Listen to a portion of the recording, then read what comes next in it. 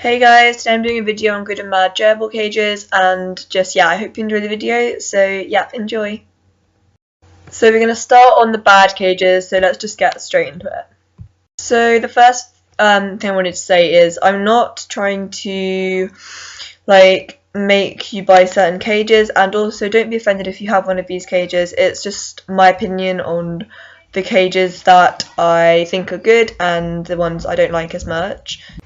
So the first cage we're going to look at is the Critter Trail and Little Zoo cages. They're really similar.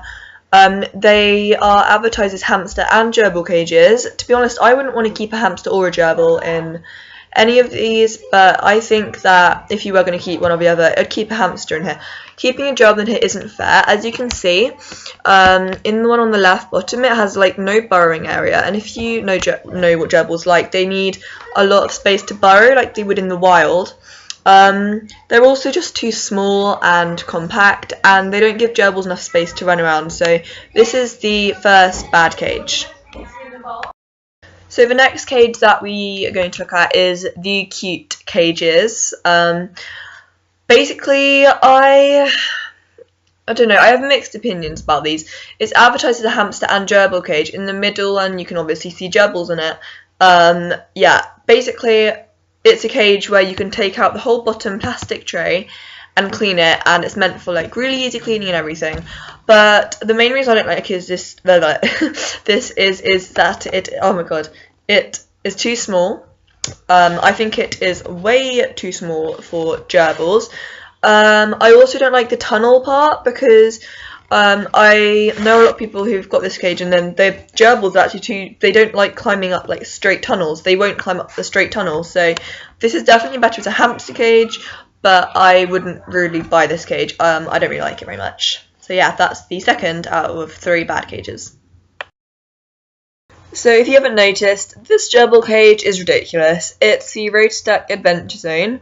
Can you literally, the layer of sawdust in the bottom of that cage is so thin, a gerbil would literally, its feet would be touching the ground through that. It's ridiculous. Gerbils need space to burrow, and this has no burrowing space, so that's all I have to say about this cage. I really hate it, so yeah.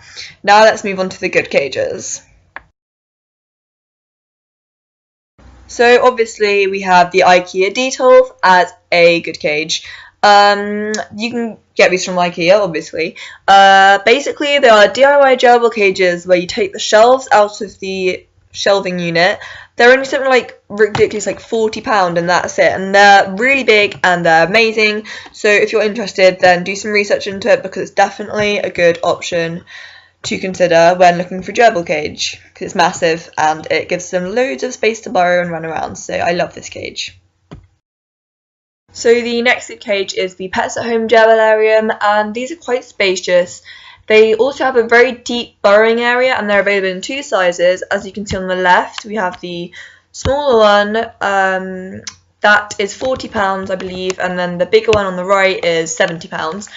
The bigger one can fit up to 4 gerbils in it, although I would probably only house 2, because I think the bigger the better for the amount of gerbils.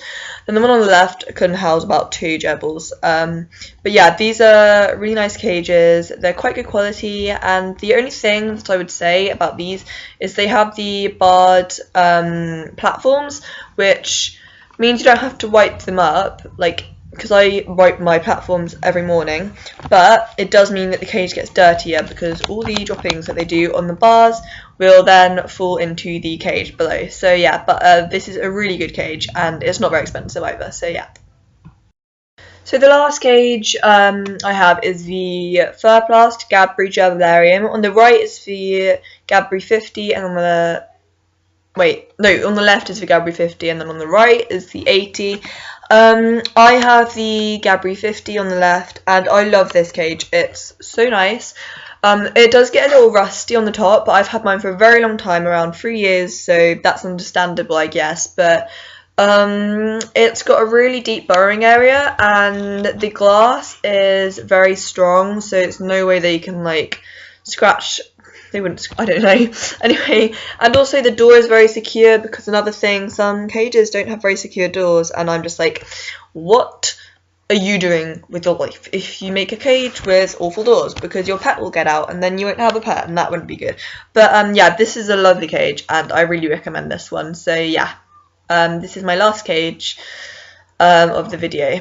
Thank you so much for watching this video, guys. I hope you enjoyed, and please like, comment and subscribe if you want me to make more videos. And yeah, bye guys, I will see you later, I guess. I don't know. No, I'll see you at some point. Bye guys.